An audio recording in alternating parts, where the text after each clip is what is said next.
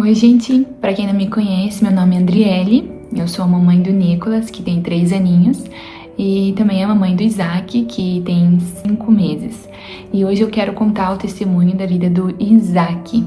Ele é um milagre de Deus, verdadeiro milagre, e eu queria compartilhar com vocês esse testemunho lindo. Foram longos 6 meses de confiança e esperança em Deus, porque desde a minha gestação eu tive alguns problemas e até o nascimento e o ganho da alta deu em torno de 6 meses de testemunho.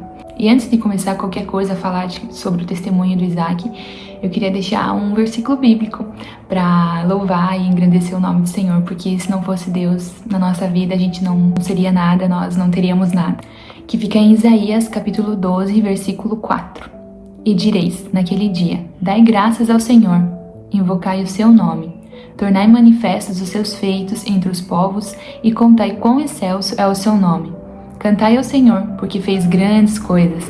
Sabei-se isso em toda a terra. Exulta e canta de gozo, ó habitante de Sião, porque grande é o Senhor de Israel no meio de ti. Por tudo que o Senhor fez por nós, não tem nem como eu agradecer, não tem como eu expressar minha gratidão a Deus. Então me acompanhe até o final desse vídeo para vocês testemunharem quão grande é o nosso Deus. A minha primeira gestação com o Nicolas, eu já tive problemas de ter parto prematuro. Na minha bolsa rompeu precocemente com o Nicolas quando ele estava com 24 semanas. Mas eu consegui segurar a gestação até 31 semanas, foi quando ele nasceu, de parto cesárea. Mas pra glória de Deus, não aconteceu nada e nasceu super saudável e só precisou mesmo ficar um mês no hospital ali na UTI pra ganho de peso e todos os cuidados que eles têm com prematuros. Depois da gestação do Nicolas, eu sempre fiquei com um pouco de receio, de medo de ter um segundo filho e vir acontecer tudo o que tinha acontecido com o Nicolas, que foi bem assustador para uma mãe de primeira viagem. Mas a gente queria muito, né, dar um irmãozinho pro Nicolas e a gente sabe o quão isso é importante para eles crescerem juntos e brincarem e quando um precisar do outro, enfim.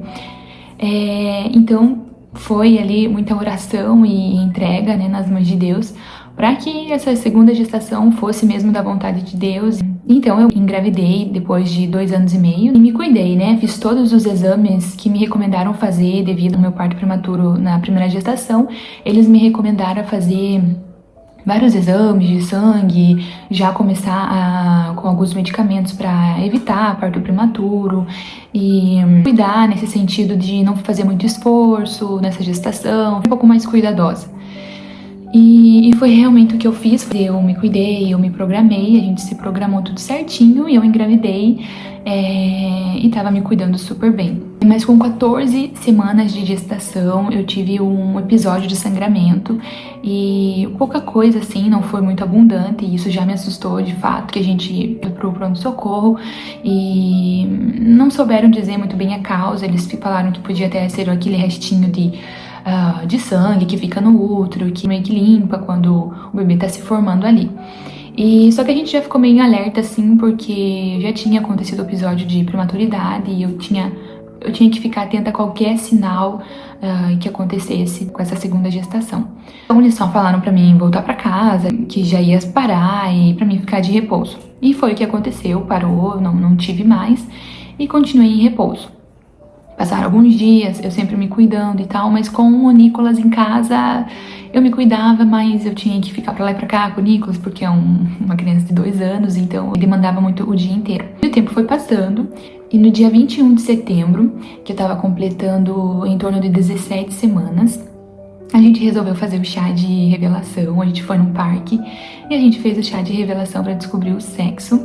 E a gente descobriu que o nosso mundo continuaria azul, que seria o Isaac, que viria para trazer mais felicidade para nossa família e completá-la. E foi um dia muito legal, muito especial. E nesse mesmo dia que a gente estava em casa, era um domingo, eu me lembro muito bem, a gente estava descansando e por volta das 10 da noite, eu tava sentada no sofá e eu senti alguma coisa escorrer. Súbito eu pensei, deve ser vontade de ir no banheiro. Fui no banheiro e pensei que era isso e basta. Tanto é que não saiu muito e não foi bem diferente do Nicolas. Quando estourou a do Nicolas, a minha bolsa rompeu e não parava mais de sair o líquido amniótico, né? Já dessa vez desceu um pouquinho e parou. Então eu descartei a ideia, mas já fiquei meio atenta, né? Depois eu fui deitar, era por volta de 1h30 da manhã mais ou menos. A gente deitado, dormindo, eu senti que escorreu mais, só que veio dessa vez bem mais abundante. E súbito eu pulei da cama e falei, amor, bora pro pronto-socorro porque minha bolsa rompeu. E a gente levou um susto, na verdade, porque a gente não esperava que acontecesse tão precocemente como aconteceu a do Nicolas, que foi com 24 semanas. E realmente eu não estava preparada nesse momento pra minha bolsa, na verdade ninguém tá preparado nesse momento pra uma bolsa se romper com 17 semanas. Só que quando a bolsa rompeu, eu fiquei bem preocupada, mas eu não queria pensar nas próximas horas, não queria pensar nos próximos meses, como seria, o que aconteceria. Eu só queria pensar, meu Deus, que meu bebê fique bem, que meu bebê fique bem, que o Isaac fique bem aqui dentro. E a gente correu pro pronto-socorro e chegando lá, a gente logo foi atendido e fizeram o teste pra ver se era mesmo líquido amniótico, e sim, foi positivo pro líquido amniótico. E naquele momento, o meu chão desabou, eu com o Alisson, a gente ficou desamparado, sem saber como seria o dia da manhã e sem saber como seria esses próximos meses, porque 17 semanas é em torno de 4 meses de gestação, e ele pesava em torno de 240 gramas. Então era muito pequenininho, né? Era muito bebezinho, ainda não tinha se formado completamente. E o médico que me atendeu naquela noite, ele falou bem assim pra mim, olha mamãe, você é muito azarada, é muito provável que o teu bebê não vá sobreviver, tem vários riscos no nascimento, na gestação, vários riscos pra você também, pra tua saúde, então provavelmente ele não vai sobreviver, você pode ir pra casa, repousar, que a qualquer momento ele vai vir a óbito. Ele falou isso e naquele momento eu nem conseguia falar, eu nem falei nada pra ele. No dia seguinte eu tinha um exame com a obstetra e eu falei, eu vou pra casa, eu preciso sentar, eu preciso respirar fora desse hospital. E foi isso que a gente fez, eu vim pra casa e ele falou, antes de eu sair, ele falou repouso absoluto, tenta ficar em repouso absoluto no máximo que você puder, mas sem grande chance disso ir avante. Eu chegando em casa, a primeira coisa que eu fiz, eu falei, eu preciso orar, eu preciso falar com Deus, eu preciso saber o que Deus quer de mim nesse tempo. E tudo em torno de mim naquele momento ficava bem confuso, eu não sabia o que falar, eu não sabia o que pensar. Eu tinha o Nicolas e foi realmente bem assustador pra nós a bolsa romper com 17 semanas. Mas eu falei por eles, vamos orar, vamos entregar a Deus esse momento, a vida do Isaac. E a gente orou assim. Eu falei, Deus, se for da tua vontade, vai ocorrer tudo bem e o Isaac vai nascer bem, não vai ficar com nenhuma sequela e tudo vai girar em torno do testemunho na vida dele. Se for da tua vontade que ele fique aqui, se for da tua vontade, o Senhor pode levar. Eu entreguei o Isaac na mão de Deus, porque eu ficava sem poder o que fazer, eu não tinha o que fazer. A única coisa que eu podia fazer naquele momento era ficar em repouso absoluto. E o médico falou que eu podia, no máximo, ir no banheiro e voltar. Eu tinha que evitar levantar, porque cada vez que eu levantava e andava, o líquido saía, né? O líquido amniótico escorria. Então, eu precisava ficar o máximo de tempo parada num lugar. Então, até nesse tempo, a gente teve que trazer a minha sogra pra ficar comigo nesse momento. E graças a Deus pela vida dela, que ela veio e me ajudou super com o Nicolas, né? Que ele precisou de todo o cuidado, porque dá banho, dá comida, quer brincar, quer fazer um monte de coisa. Eu não podia naquele momento. E a minha sogra veio, largou tudo no Brasil e veio ficar aqui com nós na Itália. E os dias foram passando, as semanas foram passando, e eu tinha que ir toda semana no hospital, 2 vezes na semana, fazer exame de sangue, fazer ecografia pra ver se o bebê tava bem, se ainda tinha batimento, na verdade, e se não havia tido nenhuma alteração no colo do útero, essas coisas. Eu fiquei nessas idas e vindas por 2 meses, e sempre quando eu chegava nessas consultas de ecografia, as obstetras falavam, ele é muito forte, ele quer viver, o coração dele como bate, E eu falava assim, ele quer viver, ele vai continuar vivendo. Eu sentia isso dentro de mim, sabe? Eu sentia que ele era forte, que ele ia continuar a sobreviver, que ele ia continuar vivo dentro de mim, vivo fora de mim também. Até que chegou o momento de mim fazer a morfológica.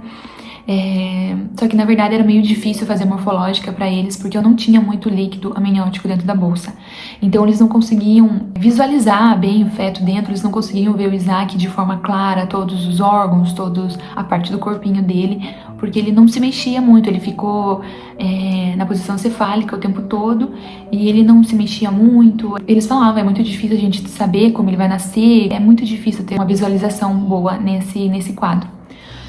Então, com a morfológica, por volta das 20 semanas da morfológica, eu cheguei no hospital aqui perto da minha casa e a doutora falou assim pra mim: olha, o quadro do seu filho é bem delicado, você deve saber já disso. E aqui eu vou te falar, vou ser bem sincera com você, vários riscos que ele pode ter. E eu vou ser bem sincera pra você. Me falou que ele poderia ter hipoplasia pulmonar. O pulmão não desenvolve bem quando ele fica sem líquido. Ele ficaria provavelmente pro resto da vida ligado a aparelhos respiratórios. Seria atrofiado também por não conseguir se mexer dentro da bolsa. Ele poderia ter sérios problemas no coração e poderia vir a óbito a qualquer momento dentro de mim e também vir a óbito quando ele nascesse. Entre outros, uma lista enorme, né, que ele poderia enfrentar por ficar muito tempo sem o líquido amniótico dentro da minha bolsa. E ela falou pra mim, olha, até 22 semanas você pode escolher em abortar o seu filho. E ela me aconselhou isso, ela falou, pra você não sofrer, pra você ter uma vida tranquila, ela falou bem assim pra mim, eu aconselho você a abortar. E eu, nessas consultas que elas falavam, esses diagnósticos tão cruéis pra uma mãe ouvir, eu não tinha força pra falar, eu não conseguia falar, minha garganta fechava na hora. E eu só falava assim, não, eu vou continuar com a minha gestação. Ele vai continuar bem, ele tá vivo, o coraçãozinho dele tá batendo, por que eu vou tirar uma vida de dentro de mim se Deus colocou? E eu falava assim com elas e falava dentro de mim também, eu não queria ouvir aquelas vozes que falavam pra mim tirar ele.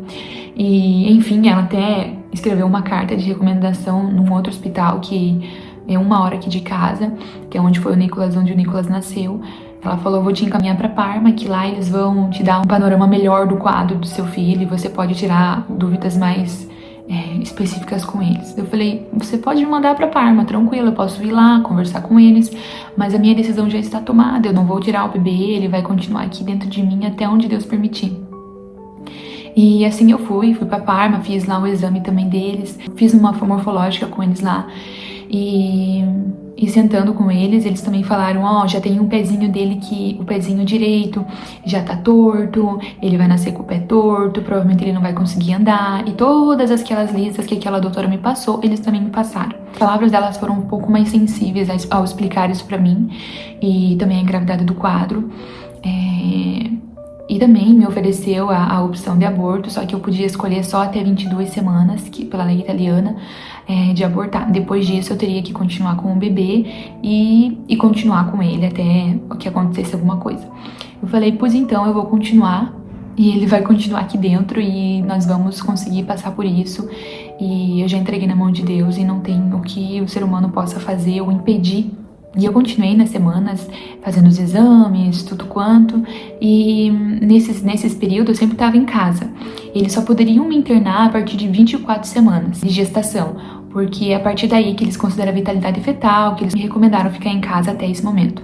Então, quando deu 24 semanas, eu fui internada no hospital em Parma, que é 1 hora aqui de casa, que eles são especializados, tem ali a UTI, pré-natal, e eu fiquei ali por 5 semanas. Lá também, no hospital, eu ficava mais fazendo ecografia todo dia, eles tiravam sangue e tal. E com 26 semanas eles começaram também a fazer o tracheato, que é escutar o coraçãozinho do bebê de manhã e de noite.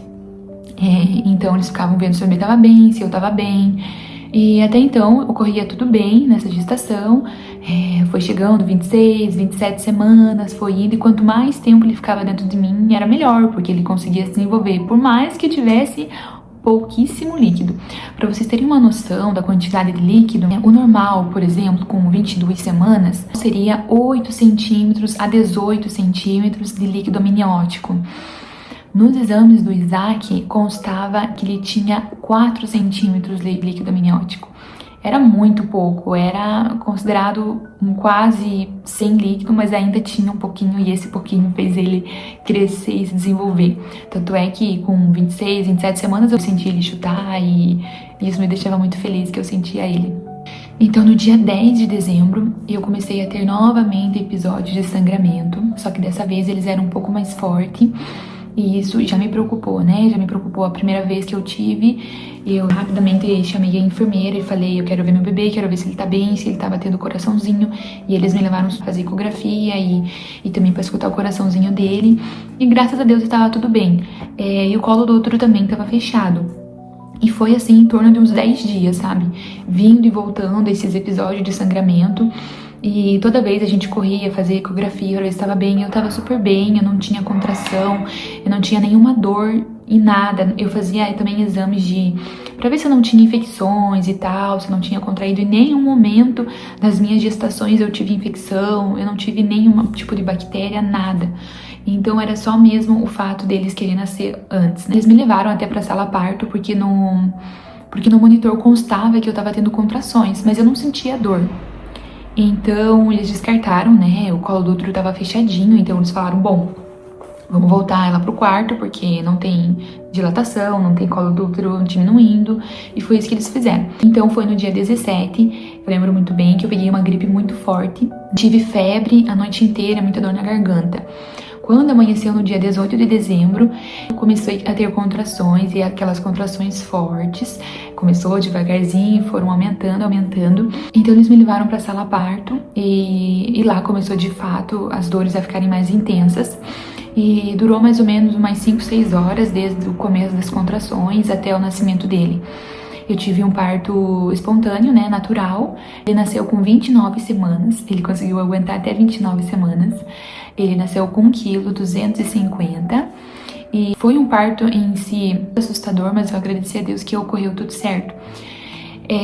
Rapidamente eles levaram o Isaac, eu nem consegui pegar ele no colo, levaram ele súbito pra incubadora, pra UTI, porque ele precisava de ajuda respiratória, porque bebezinhos quando nascem nessa época gestacional, normalmente precisam de ajuda com suporte respiratório. Eu acordei no dia 19 e recebendo uma ligação, e era da UTI que meu filho estava. Então a doutora me ligou e ela falou, oi, você é a mamãe do Isaac? Eu falei, sim. Ela falou, eu preciso que você venha correndo aqui agora pra UTI, pra ver o Isaac. Eu falei, tá tudo bem? Eu tô meio gripada, eu tô ainda meio mal, tava ainda meio com febre, febril. Ela falou, não interessa, eu quero que você venha agora, correndo aqui pra UTI, que o teu filho tem a chance de não sobreviver. Eu só coloquei um chinelo no pé, liguei pro meu esposo e falei, amor, a gente precisa estar agora na UTI, corre pra cá, que o Isaac precisa de nós. E quando eu fui indo pra UTI, eu já fui clamando, Jesus, teu sangue tem poder, Jesus, tu és a cura, tu és a vida. E nós não somos nada perante Deus, e eu entreguei novamente a vida do Isaac naquele momento pra Deus e falei, Deus, não deixa que ele sofra, não deixa que ele sofra nesse mundo, que o Senhor estenda suas mãos sobre a vida dele nesse momento. E eu fiquei toda hora clamando o Senhor e orando. E chegando lá na UTI, me passou várias coisas na cabeça, que eu já tinha estado lá com o Nicolas, mas dessa vez seria uma outra história, bem diferente do que a gente viveu com o Nicolas. E eu cheguei lá, a doutora falou, olha mamãe, o teu bebê ele nasceu, a gente teve que reanimar ele, porque ele teve hipertensão pulmonar grave. Os pulmões dele são muito pequenos, o coração dele é pequeno para a idade gestacional. Além dele ser um bebê prematuro, pelo fato dele ter ficado, né, sem o líquido amniótico por muito tempo, os pulmões não se desenvolveram bem, nem o coraçãozinho. Então a gente precisou entubá-lo, né, e colocar na frequência máxima de respiração. E a gente tá fazendo de tudo para salvar ele, mas é muito provável que ele não sobreviva. A gente precisa tirar o teu sangue para fazer uma transfusão de sangue nele também, que ele tá muito fraco. E foram falando muitas coisas, muita informação, e que a gente no momento ficou muito perdido, sem saber, sem anexar as coisas certas, sem sem chão, na verdade, a gente ficou, né? Porque eu não conseguia nem chegar perto dele, também nem era recomendado, né? Porque eu tava com a gripe. E mesmo a gente todo equipado, né? Pra proteção dele, eu não podia chegar, eu só conseguia ver ele de longe. E vi o quanto ele era pequenininho, né? O quanto ele era frágil. E eu conseguia só ver que ele tava entubado e a pressão para ele conseguir respirar era tanto que o corpo dele inteiro tremia. Ele ficava tremendo o tempo todo, porque era muito forte. O oxigênio que ele precisava era muito forte, precisava mandar o ar para dentro dos pulmões dele abrir e fechar, e ele precisava desse cuidado. E a manhã passou e tal, e quando a gente se acalmou um pouco, a doutora veio e falou para nós o seguinte: então, mamãe e papai, eu tenho outra notícia para dar para vocês.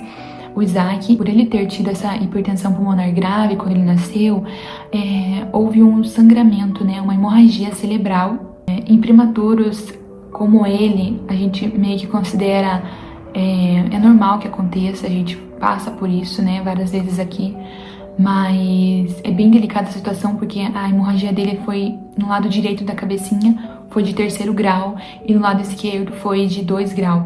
E é uma situação bem delicada, e também tem a questão do coração, que não tá bem desenvolvido, então a gente vai ficar monitorando ele para ver como vai acontecer nos próximos dias, porque tem a questão do cérebro reabsorver esse sangramento, e ali começou a nossa oração, né? Continuou a nossa oração diária. A gente, né, fez uma corrente de oração, muitas pessoas em volta do mundo inteiro oraram pela vida do Isaac, e eu agradeço também, né, nesse vídeo pela vida de cada um. E então passou alguns dias e eles foram vendo que o cérebro dele não conseguia reabsorver esse sangue que foi, né, que causou hemorragia, que houve sangramento dentro das áreas dos ventrículos do cérebro, algo que é, né, normalmente comum em prematuros extremos. E o que acontece? Os ventrículos do cérebro, eles vão dilatando, e o que vai causando uma pressão no cérebro do bebê, o que levou ele a uma hidrocefalia pós-hemorrágica. E por ter ocasionado essa hidrocefalia, foi tendo uma pressão dentro do cérebro, e eles falaram que ele precisava ir urgente para Bolonha, que é uma outra cidade, que dá quase 2 horas da minha casa, para ele ser acompanhado lá, que eles eram especializados em parte neurológica de bebês. E a gente chegou lá em Bolonha no dia 31 de dezembro. E a gente chegou lá e a doutora viu os exames dele, fez as ecografias, né? Veio muitas pessoas verem e fazer as ecografias, tudo mais. E ela falou, realmente, ele tá tendo essa hidrocefalia, e a gente precisa drenar esse líquido de dentro do cérebro dele. E para isso, eles precisariam colocar uma válvula dentro da cabecinha do Isaac. E essa válvula se chama DVP, derivação ventrículo peritoneal. Ela serve para drenar o líquido do cérebro e controlar a pressão que estava causando ali dentro. E a gente, sem entender muito, né, desse quadro, dessa situação dele, a gente ficava muito perdido, porque tem já o termo técnico que eles falam, é difícil de entender. E eu só falava, eu não quero saber em detalhes, eu não queria muito saber o que de fato eles iam fazer, eu só queria que meu bebê ficasse bem, ele se recuperasse bem daquela cirurgia. E eles marcaram ali para dia 2 de janeiro a cirurgia, onde fizeram a cirurgia. E mais uma vez, em todo momento, joelho no chão, muita oração, muita entrega a Deus, para que Deus livrasse ele todo mal, porque era tão pequenininho, né, tão baixo peso, para fazer uma cirurgia com apenas 15 dias de vida, fazer essa cirurgia tão importante, né, neurológica. E ele foi pra cirurgia e foi entubado e voltou também entubado. E devagarzinho, depois que ele voltou da cirurgia, ele foi se recuperando, pra glória de Deus, ele ficou bem. Mas ele era muito ainda submetido a muitos medicamentos, a muita medicação. Na verdade, desde quando ele nasceu, né, ele tinha que ficar colocando muita medicação pra ele ficar calminho, pra ele não ficar agitado, pra ele não sentir dor. E isso também depois da cirurgia. Era muita medicação, então ele ficava a maior parte do tempo dormindo, sem se mexer, porque realmente foi bem delicada a situação dele. E quando a doutora voltou da cirurgia, ela falou, olha, deu tudo certo, correu tudo bem, a gente colocou a válvula, tá drenando. É uma válvula que vem aqui na cabecinha dele e ela joga o líquido na barriguinha dele, no abdômen, né? Então eles fizeram uma incisão na barriguinha e na cabecinha dele. Só que quando ela voltou da cirurgia, ela falou: olha, mamãe e papai, nós também temos que averiguar outra coisa no Isaac, que é o fato do coraçãozinho dele, que tem um ducto arterioso no nosso coração, que é um vasinho normal da vida. Ele deveria fechar logo após o nascimento do bebê, mas que no caso do Isaac não fechou, e até naqueles 15 dias de vida não tinha ainda fechado. E ela falou pra mim: olha, se esse ducto continuar aberto, nós vamos precisar também abrir o coraçãozinho dele e fechar esse ducto. E ou é isso, ou a gente vai tentar fechar com paracetamol. Era um ou outra coisa. E eu falei: paracetamol? Eu fiquei até assim abismada. Fechar com paracetamol, como assim, né? E ela falou: é isso. Eu falei: bom, ele vai fechar com paracetamol. Eu falei assim: ele vai fechar com paracetamol, com toda certeza ele vai fechar. Ele não vai precisar fazer essa cirurgia. E esse ducto arterioso, ele fazia o sangue circular de forma errada por causa da alta pressão nos pulmões. Então, mais uma vez, a gente levantou uma corrente de oração e eu falei: Deus, está nas tuas mãos. O Senhor é a minha força, o Senhor é a minha salvação, a minha esperança, e em ti eu confio. Então, eles começaram a fazer o tratamento com paracetamol e os dias foram passando e para glória de Deus, o ducto arterioso fechou com paracetamol. Eu falei: glória a Deus, Deus faz milagre por completo, e eu tava muito confiante nisso, e Deus fez um milagre que eles não precisaram abrir o coraçãozinho dele. Também, logo alguns dias, após 22 dias do nascimento dele, foi onde eu consegui pegar ele no colo, que ele já tava um pouquinho mais forte da cirurgia, então foi um momento muito especial ali pra nós também, poder pegar ele tão pequenininho, mas tão forte e guerreiro ao mesmo tempo. E no meio disso tudo também ele precisava de muitas transfusões de sangue, sempre sendo medicado, né, pelo fato da cirurgia na cabecinha.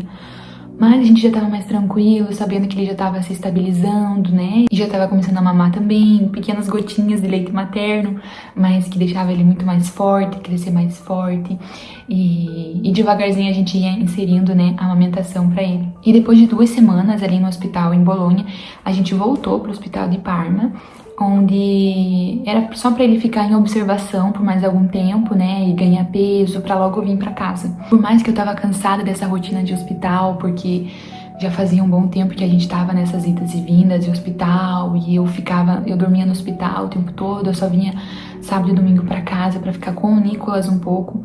E mesmo assim eu ficava já despedaçada quando eu deixava o Isaac no hospital, mas também ficava despedaçada quando deixava o Nicolas em casa. Então foi realmente um momento bem delicado. Eu não conseguia postar nada, eu não conseguia colocar nada no Instagram, nem quase falar muito com pessoas, porque tava sendo um momento bem delicado na nossa vida, e a única coisa que eu falava, eu só pedia oração mesmo pra todo mundo. E depois de alguns dias ali em Parma, eles faziam ecografias recorrentes também pelo fato da cirurgia, e viram que ainda estava dilatando os ventrículos, o que não deveria estar acontecendo, porque a válvula devia estar fazendo esse trabalho de drenar esse líquido para evitar alguma pressão na cabecinha dele. E eles pediram para fazer uma ressonância, né? A gente autorizou para eles ver de fato, né, nessa ressonância, se estava mesmo o que estava acontecendo ali. E o resultado da ressonância deu exatamente isso, que estava tendo a dilatação, que a válvula não estava funcionando adequadamente. E ligaram para Bolonha, onde ele fez a cirurgia, para conversar o que eles poderiam fazer. E logo em seguida mandaram os resultados dos exames, e Bolonha falou na mesma hora: mandem o Isaac de novo pra cá. E quando eles falaram isso novamente, a gente ficou sem chão, nosso chão desabou novamente, porque eu falava: por que a gente tem que ir pra lá de novo, sendo que a gente tá aqui, a gente tá num hospital, eles não podem resolver isso aqui. E eu sabia dentro de mim que era ir pra Bolonha, talvez ele precisasse de outra cirurgia. Mas enfim, a gente foi novamente para Bolonha. Isso era dia 30 de janeiro. Ele voltou para Bolonha. Chegando lá, a doutora falou: realmente, nos resultados da ressonância, está dilatando, né, esses ventrículos, não está drenando bem a válvula, e a gente vai precisar abrir para ver o que está acontecendo. Se é a válvula, se é um caninho, se é alguma coisa que está interferindo essa passagem desse líquido. E eles levaram o Isaac novamente para a sala de operação, Eu acompanhei ele até a sala de operação e foi realmente bem doloroso estar lá com ele naquele momento, porque aquela sala gigante, fria, gelada, ele tão pequenininho dentro de uma incubadora, tendo que ser operado novamente, abrir novamente a cabecinha dele. E foi realmente mais um trauma que a gente teve de ver ele de novo passar por essa situação. Nessa fase dessa segunda cirurgia, ele já não estava mais entubado, ele já estava com um TPAP, que é um caninho um pouco menos invasivo, né, para ele respirar. E ele fez a cirurgia e depois de 2 horas ele voltou. E nessas 2 horas foi também muito clamor, muita entrega a Deus. E eu já não tinha mais forças nesse momento, a minha única força era Deus. Era Deus me carregando o tempo todo no colo, porque se fosse depender de mim, eu não sei, gente, eu não sei. Eu conseguia levantar da minha cama porque Deus me sustentava. As pessoas falavam, você é muito forte, você é muito valente, mas não era eu, gente. Eu tento encontrar, hoje, né, lembrando do que aconteceu, eu tento encontrar explicação, mas não tem. É só Deus que nos sustenta nesses dias de temor, esses dias de medo, de escuridão. Somente Deus era a luz para meus dias escuros. E depois dessa cirurgia, né, que durou em volta de 2 horas, ele veio, voltou. E ele não tava, né, entubado, ele estava com esse TPAP. Então, quando ele voltou bem geladinho, né, porque a sala operatória é geladinha e ele não tinha ainda muito o controle da temperatura corporal. E a gente entrou ali na sala para ficar com ele, né, na UTI. E de uma hora para outra os batimentos dele começaram a cair e a gente se assustou. Eu chamei a enfermeira, na verdade ela já tava meio por ali, e eu chamei ela, falei, olha, os batimentos dele tá caindo. E ela veio, Isaac começou a chamar, e eu também comecei a chamar ele. Só que como ele era muito bebezinho, eles não têm muita expressão, né, de que algo tá acontecendo. Ele só ficava assim, ele esbugalhou o olho e ficava assim, olhando reto pra frente. E a gente viu, né, que tava tendo insuficiência respiratória. E daí voltou ao normal. Aí a gente respirou e de repente caiu de novo, né? Caía muito assim a respiração dele, tipo, caía 50 batimentos, né, por minuto. E nisso veio já 2, 3 enfermeiras, já colocaram logo a intubação nele de novo. Mas isso durou pouco tempo, já no segundo dia eles já viram melhora dele, já tiraram o TPAP e deixaram só com o canudinho nasal. E sempre quando ele voltava dessas cirurgias, ele voltava como se fosse da estaca zero, assim, pra respiração, pra ele conseguir comer, então era sempre um processo bem lento, assim. E depois a doutora veio e falou que realmente a válvula não estava drenando bem porque o sangue tinha obstruído o tubinho. Então eles tiveram que retirar essa válvula e colocar uma outra válvula com um outro tipo de pressão. Ele ficou mais alguns dias ali em Bolonha e se recuperando, já foi ganhando mais peso, fazendo outras ressonâncias e começando a mamar também um pouco mais facilidade, começando já a mamar na mamadeira. E foi ficando cada dia mais forte. E no dia 19 de fevereiro, ele voltou para Parma, onde ele estava antes. E ali ele também continuou sob observações, né, ecografias, e vendo se o quadro dele estava melhorando. E por alguns dias foi assim, o quadro dele foi melhorando, ele começou a mamar mais e começou a ficar mais forte, mas ainda no oxigênio. Depois de tudo isso que passou, começou a nossa oração diária para o desmame do oxigênio, que era também muito importante para ele conseguir ganhar alta. E eu tinha muito também isso, né, no meu coração, que ele ia sair dali sem precisar de aparelho para respirar. E eu sabia que isso ia acontecer, então eles começavam a fazer o desmame do oxigênio, mas como ele era ainda muito fraquinho, a saturação dele caía muito várias vezes e ele precisava, né, de um tempo ainda com oxigênio para se fortalecer. E foi então chegando o tão dia esperado da alta. Foi quando eles foram tentando fazer o desmame, conseguiram fazer o desmame do oxigênio.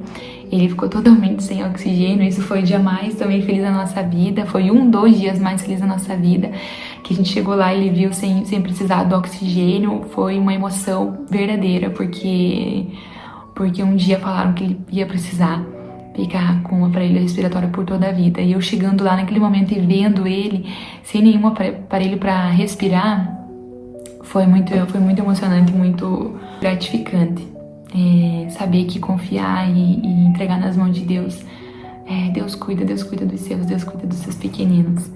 E E no total ele ficou com oxigênio em torno de 67 dias.